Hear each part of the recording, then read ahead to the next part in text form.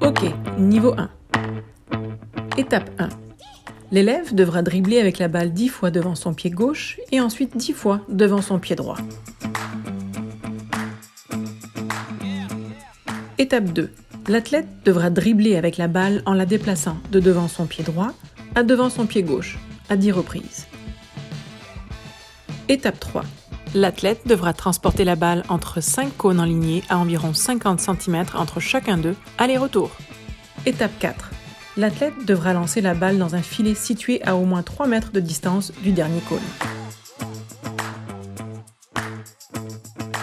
Étape 1. L'athlète devra dribbler avec la balle en la déplaçant de devant son pied droit à devant son pied gauche, à 5 reprises. Étape 2. L'athlète devra transporter la balle entre 5 cônes alignés à environ 50 cm entre chacun d'eux. La distance entre les cônes peut être plus grande au besoin. Étape 3.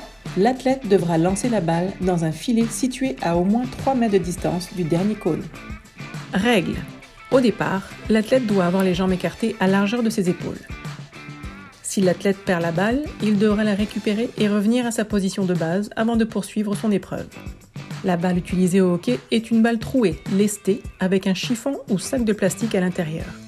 Le chronomètre débutera lorsque l'athlète effectuera son premier geste de dribble. Le chronomètre sera arrêté lorsque la balle pénétrera le filet ou à la suite du deuxième lancer. Pénalité.